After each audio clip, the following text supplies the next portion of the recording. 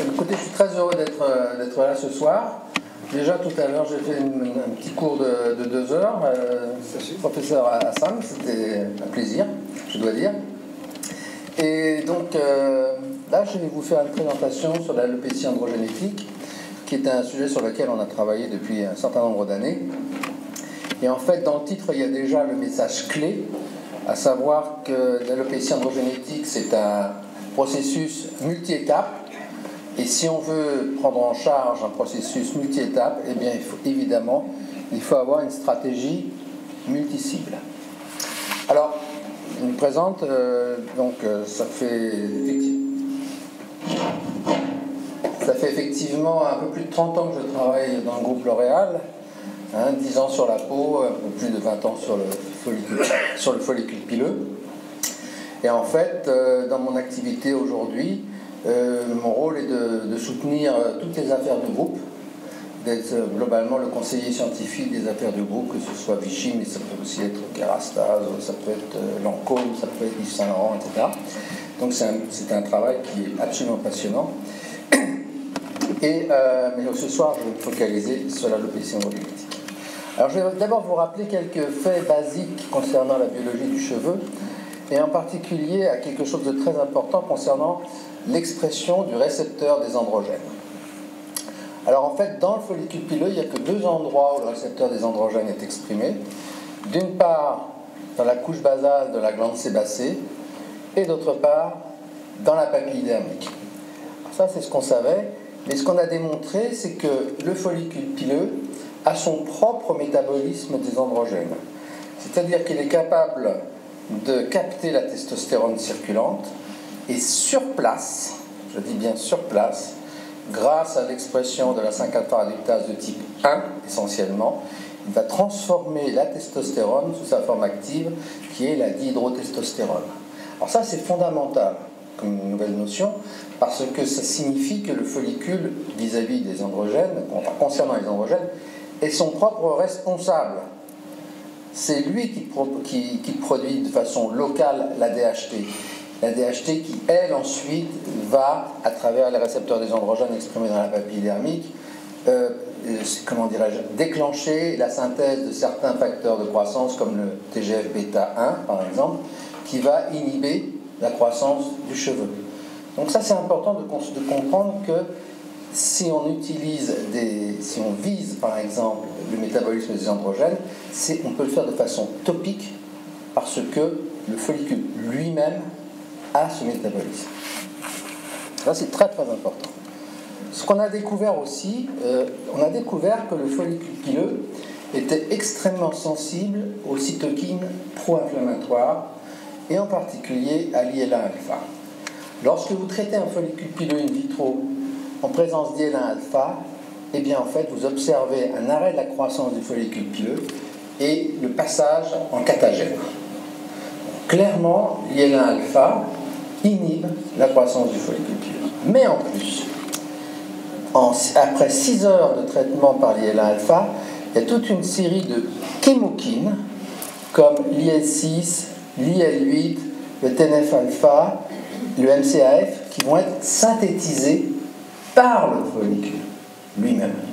Et en fait, la synthèse de ces chémokines va provoquer le développement d'un infiltrat, un micro-infiltrat inflammatoire à la périphérie du follicule. Là encore, c'est le follicule qui est le coupable. C'est lui qui réagit à l'IL-1-alpha, c'est lui qui synthétise l'IL-6, l'IL-8, le MCAF. Ça, c'est très important. Ce qui veut dire, et voilà, on va y aller tout doucement, que si on veut traiter cet aspect inflammatoire, on peut là aussi le faire de façon locale, parce que c'est le follicule lui-même qui est responsable de ce développement du micro-infiltrat folliculaire. Ça aussi, il faut l'avoir en tête, c'est le fait que le follicule pileux est un organe qui est très fortement irrigué.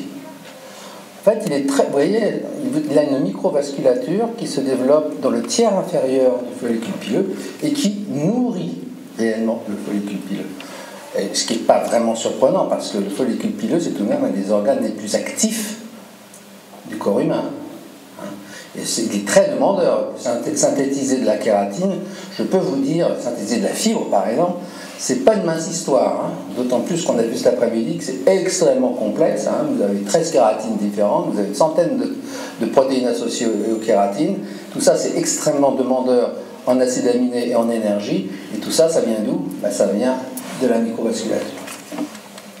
Évidemment, si la microvasculature est altérée, eh bien, il va y avoir des problèmes de nutrition du cheveu et il va y avoir des problèmes de pousse.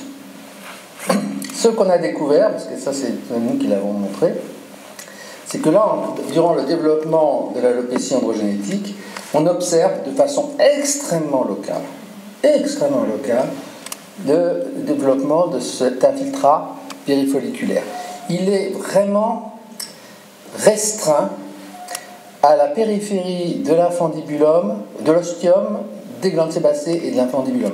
Il n'y a aucun infiltrat inflammatoire dans la partie profonde du follicule. Vous ne verriez un infiltrat inflammatoire dans la partie profonde que dans le cas de la pelade. Mais dans le cas de l'alopécie androgénétique, c'est extrêmement localisé et restreint à la partie supérieure du follicule, comme je l'ai dit, autour de l'ostium, la glande sébacée et l'infundibulum. Et chose intéressante, c'est quelque chose qui est transitoire. Si vous prenez un scalp alopécique bien établi, si vous voulez chercher des infiltrats inflammatoires, vous n'en trouverez pas. Et pourquoi c'est important? C'est qu'en fait, c'est cet infiltrat inflammatoire qui va déclencher, dans un troisième temps, quelque chose de clé dans le processus de miniaturisation du follicule. C'est ça qui va, cet infiltrat va stimuler l'activité des fibroblastes de la gaine conjonctive et va provoquer l'épaississement de la gaine conjonctive et le développement d'un processus fibrotique à la périphérie et sous le follicule pileux. Et c'est ça qui va aboutir en particulier à la miniaturisation. On le voit ici, hein, ça c'est vraiment une marque clinique d'un scalp alopécique, c'est ce qu'on appelle les faisceaux collagéniques. Là, vous voyez, il est encore un petit peu inflammé, il y a encore un petit peu de lymphocytes. Vous les voyez ici à la périphérie du follicule en coupe transversale. Mais ça, c'est vraiment, si j'ose dire, une cicatrice, hein, de follicules miniaturisés. Vous voyez, plus du tout d'infiltration. C'est vraiment plus qu'une fibrose à ce niveau-là. C'est carrément une sclérose. Donc, c'est vraiment ce processus d'épaississement de la gaine conjonctive, ce processus de fibrose périfolliculaire qui va être le moteur de la miniaturisation du follicule. Il est clair que quand vous avez une structure de ce type-là dans le cuir chevelu, lorsque le follicule doit, au cours de son cycle, être régénéré et repénétré à l'intérieur du derme durant la phase néogène, il ne va pas pouvoir le faire. Ça, c'est un bouchon collagénique qui va empêcher le follicule de redevenir un follicule terminal. Ça, c'est terminé, si j'ose dire, c'est terminé. Tout ça pour dire que l'alopécie androgénétique est clairement un processus multi-étapes. Au départ, il peut y avoir des agressions comme les UV, comme le stress oxydatif, la pollution, la microflore. Ça peut être d'ailleurs tout à fait localisé à la surface du cuir chevelu, hein, dans la zone interfolliculaire. Mais parce que le kératinocyte va répondre à tout ça par la synthèse d'IELA, hein, de la même manière que la partie supérieure du follicule va répondre à ces agressions par la synthèse d'IELA. Et donc, les réponses précoces vont être justement la synthèse de cette cytokine pro-inflammatoire, puis dans un deuxième temps, le follicule réagit à l'IELA, synthèse de chémokines qui vont provoquer le développement d'un micro-infiltrat. De façon plus tardive, c'est ce micro-infiltrat, comme je l'ai dit tout à l'heure, qui va être responsable, qui va signaler aux fibroblastes de la gaine conjonctive de se multiplier, d'augmenter leur synthèse de collagène, ce qui va aboutir à la formation, à l'épaississement de la gaine conjonctive, de façon ultime à l'écrasement de la microvasculature et la miniaturisation du follicule. Tout cela sur un fond androgénique qui est contrôlé par la présence de récepteurs des androgènes dans la glande sébacée et la papille dermique d'une part, et surtout contrôlé par le métabolisme endogène de la testostérone dans le follicule pileux. Alors, évidemment, si on veut s'opposer à toutes ces différentes étapes, on commence à avoir un certain nombre d'outils, de molécules. Par exemple, le madécassoside, c'est un très bon anti-inflammatoire qu'on utilise dans un certain nombre de produits et qui adresse directement, on va dire, les premières phases de réponse du follicule à l'ILA. Pour ce qui est de l'effet du TGF-bêta, qui est lui-même donc une cytokine qui va être activée et qui va être responsable de la stimulation des fibroblastes, on sait aujourd'hui, par exemple, que la taurine, et ça on l'a publié, que la taurine est capable de s'opposer à l'effet du TGF-bêta au niveau de la gaine conjonctive. Lorsque vous mettez un follicule pileux, par exemple, in vitro, en présence de TGF-bêta, il y a un effet quasi, pas immédiat, mais dans les 24 à 48 heures, vous voyez le follicule qui se met à se courber. Pourquoi il se met à se courber? C'est parce que les fibroblastes de la gaine conjonctive commencent à se multiplier de façon anarchique et vous avez une augmentation de synthèse de matrice extracellulaire. Si vous mettez le follicule en présence de TGF-bêta plus taurine, vous n'avez pas cet effet. La taurine protège le follicule vis-à-vis de l'effet du TGF-bêta. C'est ça, on l'a publié, je ne sais pas quelle année. Mais... Et puis, sur le fond androgénique, eh bien, on sait qu'il y a certains, là encore, polyphénols, mais le zinc, ça peut être le gluconate, ça peut être le sulfate, il y a plusieurs formes de zinc, qui a des effets inhibiteurs sur la 5-alpha-réductase. Soit dit en passant, on parle de zinc, mais le cuivre aussi, le gluconate de cuivre marche très très bien. Et d'ailleurs, il semblerait que les dérivés de cuivre sont plus spécifiques pour la forme 1 que le zinc. Le zinc, il toucherait la forme 1 et la forme 2. Les dérivés de cuivre sont plus ciblés sur la forme 1. Et puis vous avez, là encore, l'épigallocatechingalate, qui est extrait du thé vert et qui est un très très bon inhibiteur de la 5-alpha-réductase. Alors, comment on peut cibler les effets à long terme de l'alopécie androgénétique? Alors là, je vais vous décrire les trois molécules qui ont chacune une cible spécifique. D'une part, que je vais vous démontrer, vous avez l'aminexile qui cible l'épaississement de la gaine conjonctive. Vous avez le SP94, bon, ça ne vous dit rien, mais je vais vous montrer la molécule, vous allez tout de suite comprendre. Ça s'oppose à la miniaturisation, et l'arginine, en fait, a un effet au niveau à la fois de la microvasculature, mais aussi, vous le verrez, au niveau de la pousse du cheveu. Alors, l'aminexile, c'est quoi? C'est cette molécule qui est assez simple, de 4-diaminopyridine N-oxyde. Et en fait, c'est une molécule qu'on a identifiée parce qu'elle était capable d'inhiber la synthèse d'une enzyme clé de la maturation du collagène. En fait, il y a 3 enzymes clés dans la maturation du collagène. Vous avez la lysylhydroxylase, la prolylhydroxylase et la lysyloxydase. C'est les 3 enzymes clés. Et il s'avère qu'en présence d'aminexile, eh bien, on a trouvé, c'était presque par hasard, si j'ose dire, que ça avait un effet d'inhibition sur la synthèse de la lysylhydroxylase et donc dans la maturation du collagène. En fait, si vous regardez, ça c'est un follicule normal et ça c'est un follicule alopécique, vous voyez l'épaississement de la gaine conjonctive. Si on prend les fibroblastes de la gaine conjonctive et qu'on les met en culture, eh bien, en particulier lorsque vous les mettez, lorsque vous regardez le dépôt de la matrice extracellulaire au fond de la boîte de culture, eh bien vous voyez le dépôt de grosses fibres de collagène, comme vous pouvez le voir ici, alors que si vous mettez ces cultures en présence d'aminexile, eh bien en fait vous n'obtenez pas ces grosses fibres, mais vous obtenez un lacis de fibres très fines, beaucoup plus souples que celles que vous obtenez en absence d'aminexile. Et en fait, on a pu encore mieux le visualiser en regardant la distribution de fibronectine. La fibronectine, c'est une molécule qui adhère de façon très spécifique au collagène. Et on s'aperçoit quand on regarde le fond de la boîte et qu'on colore pour le collagène et la fibronectine, eh bien on s'aperçoit qu'en présence d'aminexile, clairement, cette matrice extracellulaire est fortement diminuée, ce qui veut dire que la réticulation de la gaine conjonctive va être ralentie en présence d'aminexile. Alors maintenant, je vais vous parler d'une deuxième molécule qui est le SP94. Alors, en fait, pour tout vous dire, Ça, c'était un genre de petit rêve de chercheur. Quand j'ai inventé la SP94, ce que je voulais, c'est une molécule hybride qui puisse à la fois apporter de l'énergie au follicule et en même temps un précurseur des lipides clés de la cuticule, à savoir les céramides. Et donc je me suis dit, bon, ben, on va faire tout bêtement un ester de glucose et de linoléate. Alors ça, c'était le biologiste qui parlait. Alors après, quand j'ai dit ça aux chimistes, les chimistes m'ont dit, oui, mais c'est bien mignon, mais c'est pas si facile que ça à faire. Puis en plus, tu as des hydroxyles tout autour de la molécule de glucose, et donc tu as plein de possibilités pour faire tes esters.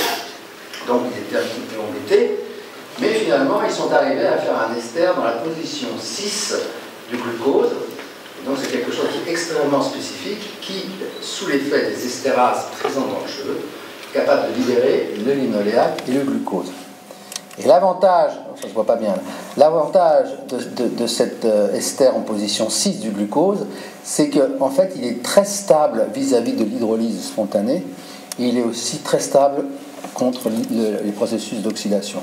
Et donc, quand vous arrivez en tant que biologiste, il faut ce type de molécule, après le chimiste, il dit, ouais, mais attends, ton truc, il faut que ça soit stable, il faut que ça soit pas facilement hydrolysable, etc. Donc eux, ils ont mis beaucoup de travail derrière, mine de rien. C'est pas moi qui vais le faire, c'est eux. Hein. Et finalement, on est arrivé avec cette molécule. Alors, cette molécule, on l'a ensuite fabriquée sous une forme radiomarquée pour voir comment elle allait se distribuer dans un follicule vivant. Et on s'aperçoit que cette molécule, elle est directement captée par le bulbe, à la base du follicule, hein, comme vous pouvez le voir ici, et aussi dans la gaine conjonctive. Et alors, ce qu'on a vu, donc on était content, le follicule était capable de prendre la molécule, mais encore fallait-il qu'il fasse le travail, ce qu'on voulait. Hein. Et donc, là, ce qu'on a démontré, c'est qu'en présence de cette molécule, le SP94, qu'on avait marqué sur le linoléate d'une part, le glucose d'autre part, ou sur le glucose et le linoléate, eh bien, on s'est rendu compte qu'en présence de SP94 marqué sur le linoléate, on voyait apparaître des bandes radioactives ici qui correspondent aux céramides de la cuticule. Vous ne les voyez pas apparaître quand c'est marqué sur le glucose. Donc clairement, le précurseur de ces céramides, c'est bien le linoléate. Et ça, c'est très important parce que il y a 6 céramides différentes dans la cuticule. Les 6 céramides étaient synthétisées à partir du SP94 et surtout à partir de la portion linoléate du SP94. Maintenant, l'autre aspect que je voulais, c'était que le follicule soit capable de prendre cette molécule et l'utiliser en tant que source d'énergie, d'accord ? Après hydrolyse. Et en fait, lorsque vous prenez un follicule pileux et que vous le mettez en culture sans glucose, eh ben, il ne pousse pas. Si vous ne rajoutez que du linoléate, il ne pousse pas. Si vous rajoutez du SP94, il adore. Il adore et il pousse aussi bien que si vous aviez rajouté du glucose. Et donc ça prouve que cette molécule totalement, on va dire, artificielle, hein, de synthèse, elle n'existe pas dans la nature. Cette molécule est capable d'être prise par le follicule et le follicule est capable de l'utiliser réellement comme source d'énergie aussi bien qu'une molécule de glucose. Cela dit en passant, je vous signale que le follicule pileux est totalement dépendant du glucose pour sa croissance. Hein. Il ne donne pas de glucose au follicule, il ne pousse pas. Ce qui est intéressant ensuite, c'est si on regardait la survie de ces follicules in vitro, bien là encore, en absence de glucose, la survie est très faible. En présence de vitamine F, le linoléate, très faible. En présence de SP94 ou de glucose, elle est parfaite. Donc là, on était content, on avait vraiment ce que j'ai appelé un agent double. Hein, c'est un agent double qui était capable d'apporter de l'énergie par sa portion glucose et d'apporter un précurseur lipidique pour la synthèse des céramides par sa portion linoléate. Et donc à cet égard, il est clair que SP94 c'était un complément idéal de l'aminexyle, dans la mesure où l'aminexyle ciblait la gaine conjonctive du follicule et en fait contrôlait l'ancrage du follicule dans le cuir chevelu, alors que l'SP94, lui, ciblait le bulbe pour apporter énergie et précurseur lipidique pour favoriser la croissance du follicule. Maintenant, le troisième partenaire, c'est la vasculature. Je vous ai dit tout à l'heure que quand la gaine conjonctive s'épaissit, ça va écraser la microvasculature et donc le système nourricier, entre guillemets, du follicule pileux va être affecté. Alors c'est là que rentre en jeu la troisième molécule qui est l'arginine. Alors vous allez me dire, l'arginine, oh là là, qu'est-ce que c'est commun l'arginine? Pas tant que ça. D'abord, l'arginine, comme vous le savez peut-être, c'est un acide aminé semi-essentiel. Ça veut dire quoi? Ça veut dire qu'il est synthétisé par l'organisme au niveau des surrénales, mais il n'est pas synthétisé en quantité suffisante. Donc il faut absolument avoir, par le régime alimentaire, avoir de l'arginine en plus. Et d'ailleurs, si on regarde le taux sérique d'arginine au cours des 24 heures, vous avez un petit pic le matin, vous avez un grand pic le midi, un autre pic le soir, et puis la nuit, hop, hop, hop, hop, hop, hop, hop, hop, hop, ça descend comme ça. Et clairement, c'est vraiment typique d'un acide aminé semi-essentiel. Mais alors, ce qui est intéressant, c'est que l'arginine, là encore, c'est pas un agent double, mais c'est une molécule à double fonction. C'est un précurseur du NO, nitric oxide, qui donc provoque la vasodilatation des vaisseaux, comme vous le savez, mais surtout, c'est un précurseur de l'ornithine, qui est elle-même le précurseur de toute une série de molécules, enfin 4 d'entre elles, qui s'appellent les polyamines. Ces molécules, vous connaissez peut-être leur petit nom, c'est la putrécéine, spermine, spermidine. En fait, vous ne pourrez pas avoir de division cellulaire s'il n'y a pas de polyamine. Et je vous rappelle que si un cheveu pousse, c'est parce que toutes les cellules de la matrice, à la base du follicule, dans le bulbe, sont en prolifération constante. Si un cheveu pousse à 0,3 mm par jour, c'est parce qu'à la base de votre follicule, vous avez des cellules qui se multiplient et qui s'accumulent les unes au-dessus des autres. Et cette croissance du cheveu, c'est simplement la traduction de la prolifération cellulaire de la matrice. Et ce qu'on a montré, donc pour résumer, l'arginine, elle a ces deux valences, précurseur de NO d'une part, et précurseur de la putrécéine, spermidine, spermine, qui contrôle la prolifération.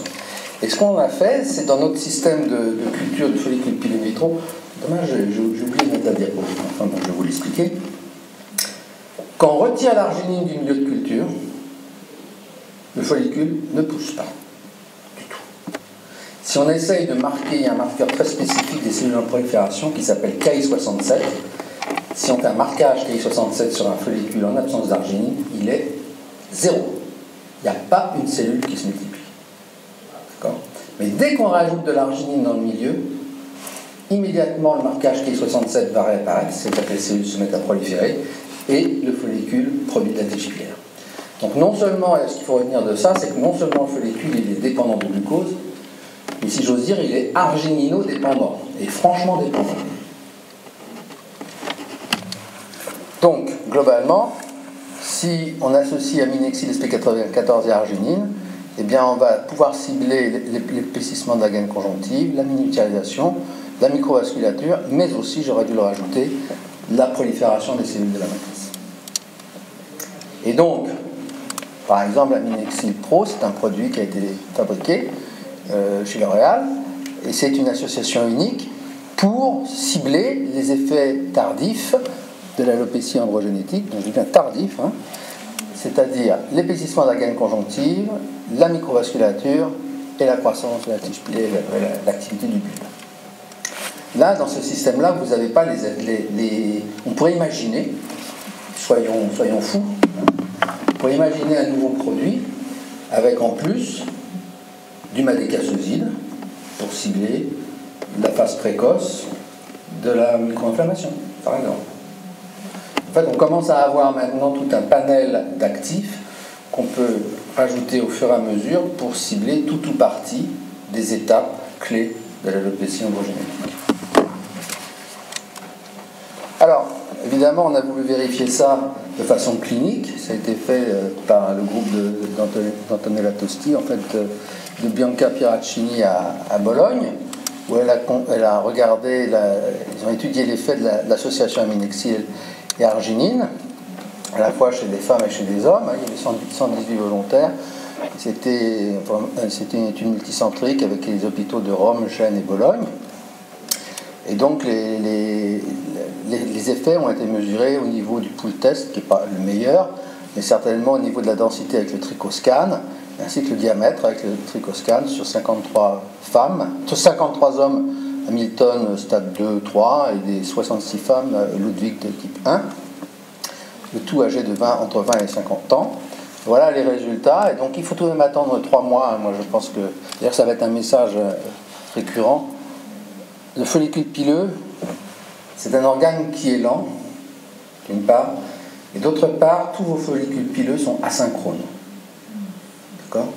Donc, si vous voulez avoir un effet visible, une performance visible, ça veut dire que si vous arrivez à atteindre tous les follicules ou un nombre suffisant de follicules dans la bonne phase, il faut traiter suffisamment longtemps.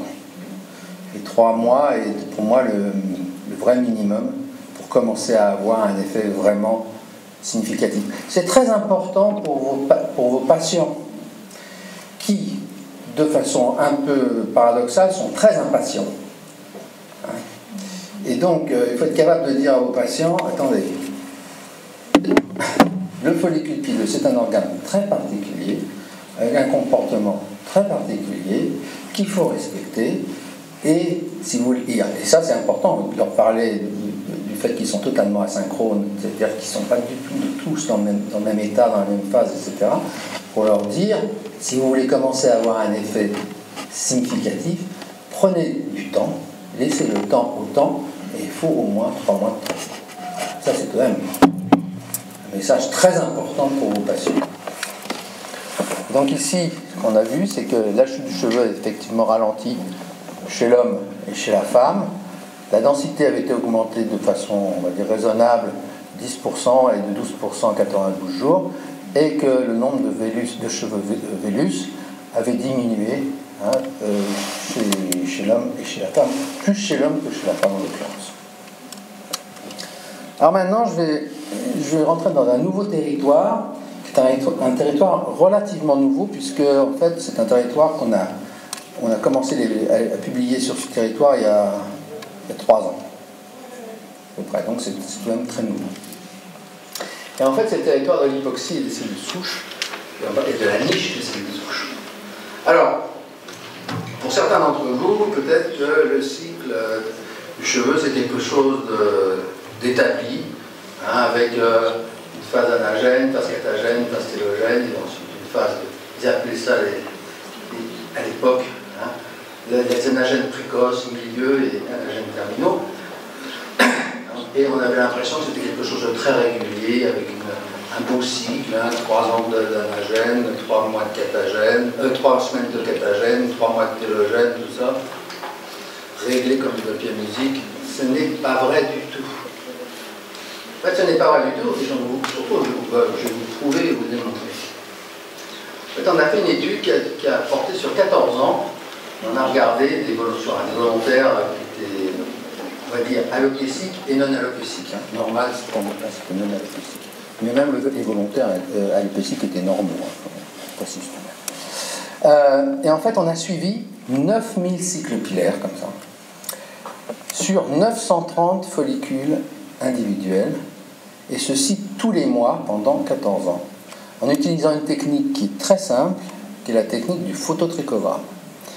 Ça consiste en quoi? Ça consiste à raser 1 cm² du cuir chevelu, prendre une photo, et 48 heures plus tard, reprendre une photo exactement au même endroit. Et ici, par exemple, si vous regardez ces 2 follicules-là, celui de gauche, il a produit une fibre de 0,6 mm en 48 heures, donc c'est un follicule anagène. Celui de droite, il n'a rien fait, c'est un follicule télogène. D'accord ? Et on a suivi ça. Là, on a aussi un très bel exemple. Celui-là, il est télogène, et ces deux-là, ils sont anagènes. Et comme on a fait ça tous les mois, on les commençait à les connaître individuellement, nos 930 follicules, on a pu mesurer la durée des phases anagènes, des phases télogènes et de la phase de latence, qui est celle durant laquelle le cheveu est déjà tombé, mais n'a pas repoussé, donc ce sont des follicules vides, avec un pas d'un mois, puisqu'on faisait les mesures tous les mois. Et voilà le comportement d'un seul follicule. Vous pouvez voir que et ça c'est la durée de la phase anagène sur cet axe-là, la durée de la phase télogène sur celui-là, et la durée de la phase de latence sur celui-là. Vous voyez qu'il fait n'importe quoi le follicule pileux. Vous n'allez pas me dire que c'est régulier, ça, c'est n'importe quoi. Alors ça ressemble à du chaos. En l'occurrence, comme on a pu modéliser ce comportement de façon mathématique, on sait aujourd'hui que ce n'est pas chaotique, on dit que c'est stochastique. Mais néanmoins, ça veut dire quoi? Ça veut dire que d'un cycle à l'autre, d'une phase à l'autre, le follicule n'a aucune mémoire. C'est un poisson rouge, le follicule. Et en fait, à chaque fois qu'il va changer de phase, il va jouer au dé, avec des dés pipés, en plus.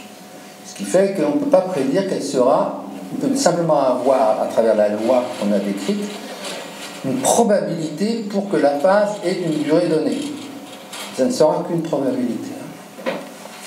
Et donc, chacun de tous vos follicules se comporte de cette manière-là. Le temps passant, c'est très important pour vos patients, là encore, parce que vous pouvez leur dire, et ils vont être très contents, vous leur dire, vous savez, vos cheveux, non seulement ils sont autonomes, individuels, mais en plus ils ont un comportement stochastique. Alors là, ils vont dire, ah, et vous leur dites, oui, mais ce comportement de vos 100 à 150 000 follicules, ça vous permet de toujours avoir des cheveux. Imaginez qu'ils soient synchrones, avec des phases très constantes. De temps en temps, vous auriez des cheveux, de temps en temps, vous seriez chauve. Mais grâce à ce comportement, vous avez toujours des cheveux. Donc là aussi, mais vous lui dites, vous pouvez leur dire, mais regardez, les durées, ça se compte en mois, voire en années, etc. Non, ça revient à ce que je vous ai dit tout à l'heure, il faut savoir être patient. Et donc aujourd'hui, voilà le nouveau concept que je développe sur la description de la dynamique folliculaire. Je ne parle plus de cycle, terminé ça. Je parle d'un équilibre bistable, ce qui veut dire que le follicule existe sous deux états stables. Un état stable dormant et un état stable actif. D'accord ? Et de temps en temps, il saute d'une des branches de l'équilibre à l'autre. Lorsqu'il saute de la branche dormante à active, clairement, c'est la phase de néomorphogénèse, il repousse, c'est la phase néogène. Si vous passez de la phase active anagène à l'état stable dormant, télogène plus qu'énogène, c'est la phase catagène. Et ce qu'on a découvert aussi, et ça c'est fondamental, c'est que à cause de ces phases de latence que j'ai mentionnées tout à l'heure, qui s'appelle en fait la phase kénogène, vous avez à la surface du cuir chevelu des follicules vides. Ce qui veut dire que le nombre de cheveux présents à la surface du scalp est toujours inférieur au nombre de follicules. Parce que vous avez des follicules vides. On voit très très bien ici, un beau follicule vide, là encore, vous en avez 4. Et donc ces follicules vides, en fait, c'est un réservoir qu'on n'exploitait pas jusqu'à présent, un réservoir de densité, parce qu'il est évident que si on peut diminuer le nombre ou la durée pendant laquelle ces follicules vides sont présents à la surface du cuir chevelu, vous augmenterez la densité des cheveux. Or, en fait, voilà ce qui se passe, c'est un article de Andrew Messenger en 2011. Andrew a montré qu'avec l'âge, la durée de la phase kénogène augmentait, alors que la durée de la phase anagène diminuait. Ça ne veut pas dire qu'il tombe, mais la dynamique folliculaire fait que le nombre de cheveux visibles, c'est-à-dire la densité de cheveux visibles, diminue naturellement. Non pas parce qu'ils tombent, parce qu'ils y sont dormants. Ça, c'est très important. Ça veut dire que si on arrive à cibler cette phase de dormance, on va non pas faire des nouveaux cheveux, on va simplement réveiller les follicules. D'accord ? Pour leur permettre de resynthétiser de la tige pilaire. Et ceux-là ne sont pas nécessairement miniaturisés. Ils sont dormants. On les réveille. Voilà, on les réveille, tout simplement. Et en fait, ce qui est important, c'est de comprendre, c'est que la transition de la phase active, de la phase de dormance à la phase active, passe par cette phase néogène. Cette phase néogène, c'est un processus néomorphogénétique qui implique les cellules souches du follicule pileux. Et donc les cellules souches du follicule pileux, c'est aussi un territoire qui a beaucoup évolué avec le temps. Pour tout vous dire, la première fois qu'on a commencé à parler des cellules souches du follicule pileux, c'était en 1988, où à l'époque on avait montré qu'il y avait dans le follicule pileux 2 zones qui hébergeaient des cellules capables de redonner de l'épiderme à partir des cheveux. Donc des cellules qui étaient capables de transdifférencier et de donner un tissu différent des cheveux. À l'époque, je ne les avais pas appelées cellules souches, parce que d'ailleurs le concept de cellules souches n'existait pas. J'avais simplement dit qu'il y avait des cellules qui étaient capables de transdifférencier et de donner l'épiderme. Soit dit en passant, pour la petite histoire, les plus beaux épidermes que vous pouvez reconstruire in vitro, c'est toujours à partir du follicule pileux. Parce que le follicule pileux, il est prévu pour faire de l'épiderme. Quand vous avez des blessures, une abrasion du bras par exemple, la cicatrisation elle sera toujours meilleure côté poilu que du côté glabre. Et pourquoi? Parce que du côté poilu, l'épiderme est reconstruit à partir des follicules. Les follicules de poils et de cheveux, ce sont des kits de survie. Ça nous permet de refaire naturellement de l'épiderme dans les cas de blessure. Et là, ce qu'on avait montré in vitro, c'est exactement ça. Le follicule, c'est ça, on mimait la nature, le follicule refabrique de l'épiderme, et c'est le plus bel épiderme que vous pouvez obtenir in vitro, tout simplement parce que c'était pour. Bon, petit aparté, mais comme c'est moi qui avais découvert ça, j'étais content. En fait, on a recherché où étaient les cellules souches dans le follicule pileux, et là aussi, découverte, un peu inattendue, on a découvert qu'il y avait 2 réservoirs de cellules souches dans le follicule pileux. Un dans la partie supérieure du follicule pileux et un dans la partie profonde du follicule pileux. Et on les a détectés par l'expression d'une kératine particulière qui est la kératine 19.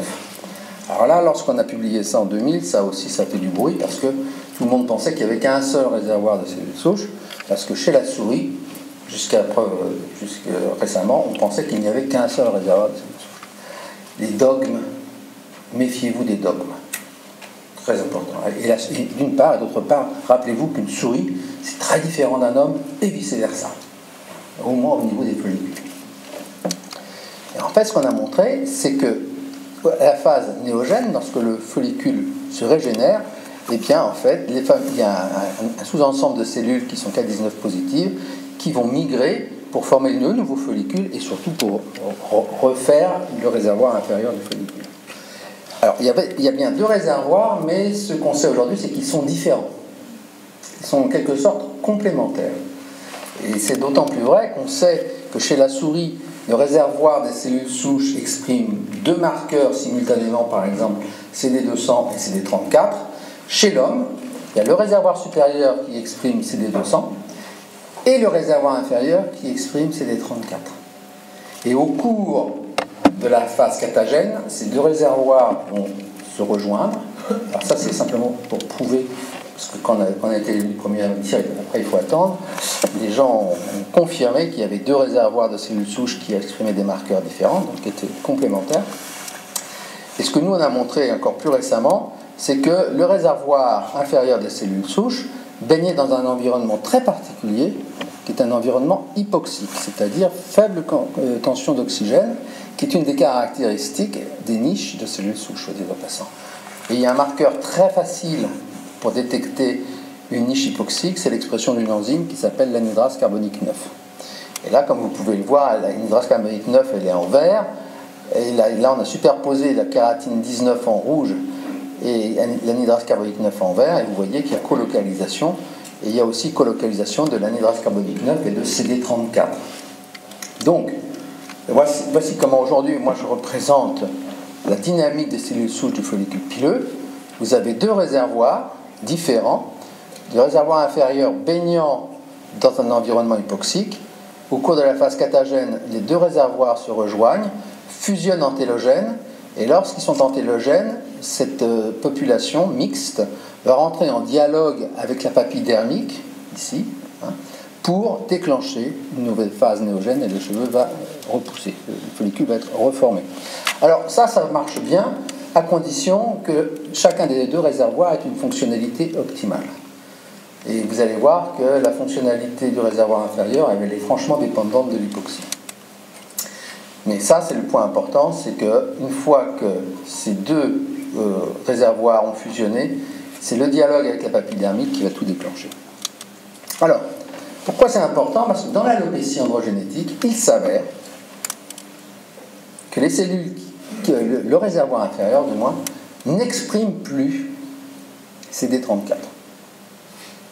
Ça veut dire quoi? Ça ne veut pas dire qu'elles ont disparu, ces cellules souches. Ça veut dire que leur fonctionnalité a été altérée. Et donc, lorsque vous aurez, pendant la phase télogène, ce regroupement des cellules souches du réservoir supérieur et inférieur, la fonctionnalité de la population mixte ne sera pas aussi bonne que si elles exprimaient CD34. Et c'est à cause, mon interprétation, c'est à cause de cette perte de fonctionnalité que la phase kénogène va s'allonger. Simplement parce qu'il y a un des deux partenaires qui ne fait plus tout à fait le boulot qu'il devrait faire. Alors, d'autant plus que si on regarde ce qui se passe au cours du vieillissement, donc ce n'est pas nécessairement l'alopécie en l'occurrence, on a regardé quels étaient les effets du vieillissement sur la fonctionnalité des cellules souches, et pour mesurer la fonctionnalité des cellules souches, c'est très simple, on mesure leur capacité à former des clones in vitro. D'accord ? Et en fait, il y a 3 grands clones qui sont synthétisés par des cellules souches. Il y a des très beaux clones, bien circulaires, bien homogènes, très grands, qu'on appelle les holoclones. Vous avez des clones intermédiaires, qu'on appelle des méroclones, qui sont moins grands, mais qui différencient. Puis vous avez les paraclones qui, eux, différencient totalement. Donc leur fonctionnalité cellules souches est franchement altérée. Eh bien, il s'avère qu'avec l'âge, les cellules capables de redonner des holoclones, donc les vraies cellules souches, eh bien fonctionnelles, eh bien, cette population diminue avec l'âge. Alors que celles qui vont faire des méroclones et des paraclones vont augmenter avec l'âge. Et donc l'hypothèse, c'était de dire que ces modifications de fonctionnalité des cellules souches, qu'on voit ici à travers le test de formation des colonies, étaient peut-être reliées avec la perte de fonctionnalité du réservoir inférieur et la disparition de l'expression de CD34. Et donc, l'idée, c'était, puisque ces cellules souches CD34 sont dans la partie inférieure du follicule, eh bien, peut-être que l'hypoxie, qui est une caractéristique de ce réservoir, avait lui-même un effet dans la fonctionnalité des cellules souches. En se rappelant que l'hypoxie, c'est une caractéristique d'un grand nombre de cellules souches du système hématopoïétique, de même pour les cellules souches mésenchymateuses, et aussi des cellules souches nerveuses d'ailleurs, et cardiaques. Alors, comme je le disais, on peut regarder l'activité des cellules souches par leur capacité à former des colonies. Et clairement, vous voyez, en normoxie, vous avez un certain nombre de cellules, de clones qui se forment, qui sont assez inhomogènes. En présence d'hypoxie, vous homogénéisez l'activité des cellules souches. Vous voyez, vous avez des grands clones, une majorité de grands clones bien homogènes qui caractérisent en fait les vraies cellules souches. Alors, comment ça marche? Comment marche l'hypoxie? Alors, c'est pas très compliqué, vous allez voir. En fait, il y a une molécule qui est un senseur d'oxygène. Et cette molécule, elle s'appelle IF1-alpha. Lorsque on est en hypoxie, ce facteur IF1-alpha, qui est d'habitude dans le cytoplasme de la cellule, est capable de migrer dans le noyau. Il retrouve un partenaire qui s'appelle IF1-bêta. Ça forme un hétérodimère, IF1-alpha et IF1-bêta, qui est un facteur transcriptionnel et qui va avoir des effets sur la prolifération et le métabolisme. En normoxie, présence d'oxygène, ce qui se passe, c'est que grâce à une enzyme qui s'appelle la prolylhydroxylase, et en présence de fer et d'oxygène et d'ascorbate, eh bien, des résidus des acides aminés proline, en l'occurrence 2 acides aminés proline d'IF1-alpha, vont être hydroxylés par cette prolylhydroxylase. Et en fait, ces 2 tags, si j'ose dire, hydroxyle, vont être ensuite reconnus par un système enzymatique qui va fixer une grande molécule qui s'appelle l'ubiquitine. Et le résultat, c'est qu'IF1-alpha va être détruit dans le protéasome de la cellule, c'est-à-dire il va disparaître. Globalement, en normoxie, IF1-alpha disparaît. Mais en présence d'un analogue d'oxoglutarate, qui est un cofacteur important, cette molécule qui s'appelle diéthylpyridine 2,4-dicarboxylate, eh bien, en présence de cette substance, on inhibe l'activité de la proléhydroxylase parce qu'on remplace dans le site actif, on remplace cette molécule. Et la conséquence, c'est que quand bien même on est en normoxie, I1-alpha n'est plus hydroxylé, est capable de migrer dans le noyau et de faire comme si la cellule était en hypoxie, quand bien même elle est en normoxie. Et donc ce qu'on voulait, c'était avoir une molécule capable de mimer les effets de l'hypoxie quand bien même on serait en normoxie. Et pour la première preuve, j'ai dit tout à l'heure, en présence d'oxygène, I1-alpha est détruit. D'ailleurs ça se voit, I1-alpha c'est cette protéine là, cette petite bande, et bien au cours du temps, 24 heures, 48 heures, 72 heures, vous voyez, elle disparaît lorsqu'on met les cellules en normoxie. En hypoxie, vous voyez, elle résiste très bien. Et en normoxie, plus la molécule dont je vous parlais tout à l'heure, eh bien, elle résiste. Elle est toujours présente. Ce qui veut dire qu'effectivement, il suffit de bloquer la proléhydroxylase pour maintenir I1-alpha et donc toute l'expression des gènes correspondant à ce qui se passe quand on a une niche hypoxique. Lorsqu'on a voulu regarder ensuite une série de marqueurs, le plus intéressant c'est celui-là, c'est l'anhydrase carbonique, je vous ai dit tout à l'heure, c'est le marqueur d'hypoxie. Eh bien, effectivement, en hypoxie, il est induit, mais en normoxie, plus cette molécule, qui s'appelle en fait la stémoxydine, que ce soit à 4 heures ou à 24 heures, eh bien, l'anhydrase carbonique est induite, ce qui prouve bien que la cellule se croît, si j'ose dire, en hypoxie.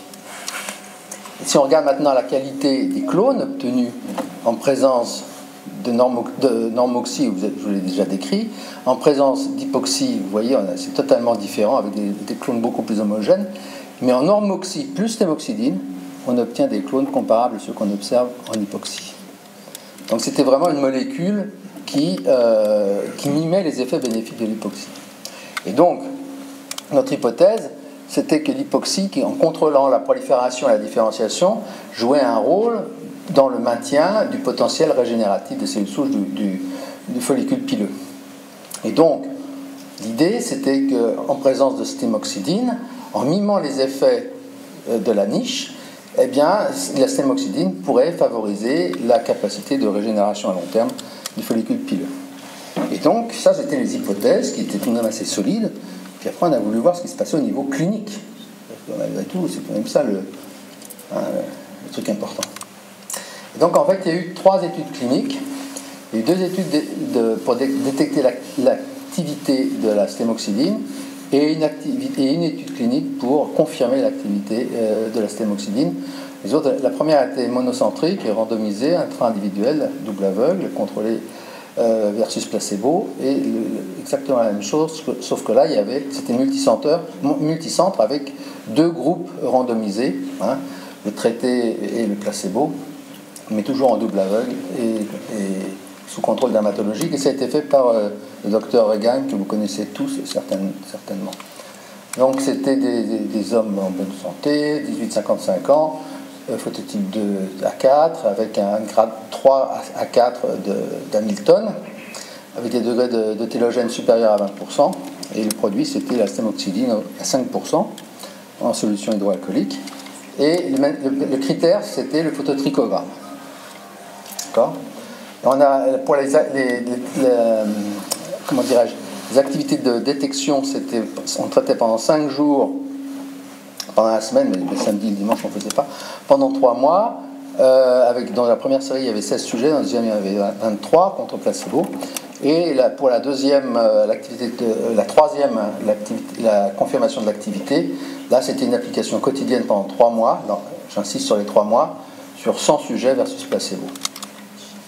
Alors, pour ce qui est de l'activité de détection, là encore, on s'est rendu compte qu'on pouvait avoir un effet sur la variation relative de la densité totale, mais qu'on obtenait un effet significatif qu'à partir de 3 mois.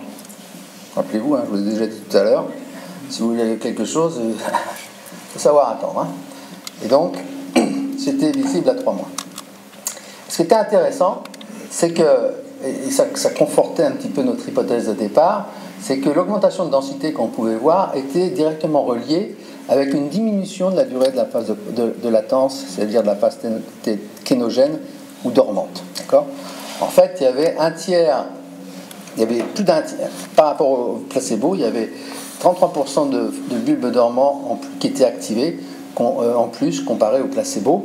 Ça, c'était intéressant parce que ça signifiait que la durée de la phase de latence allait diminuer. Soit dit en passant, ça signifiait aussi que la stémoxydine doit être, si elle doit être utilisée, c'est pas dans les situations d'alopécie nécessairement, c'est dans les situations de perte de densité, même simplement liée à l'âge.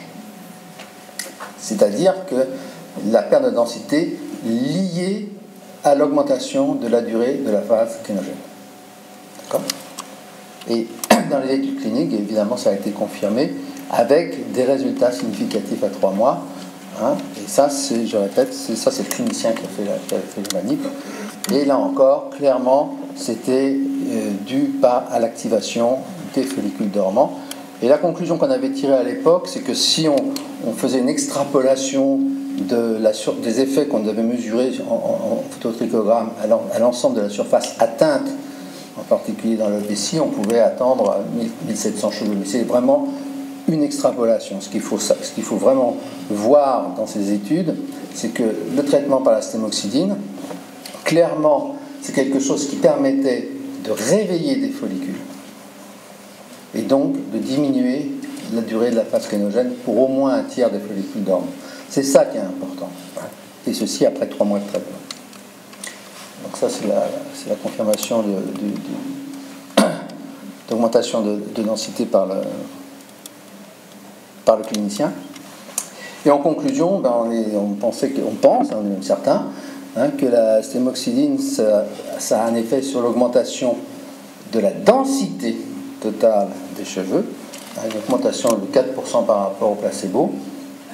C'était mesuré par phototrichogramme, c'était très très bien toléré et très bien apprécié par les patients. Donc, il ne faut pas se tromper de cible.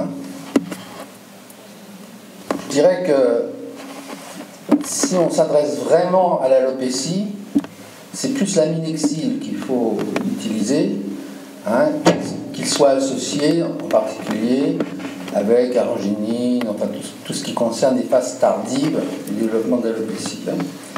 Par contre, la stémoxydine, c'est un spectre beaucoup plus large.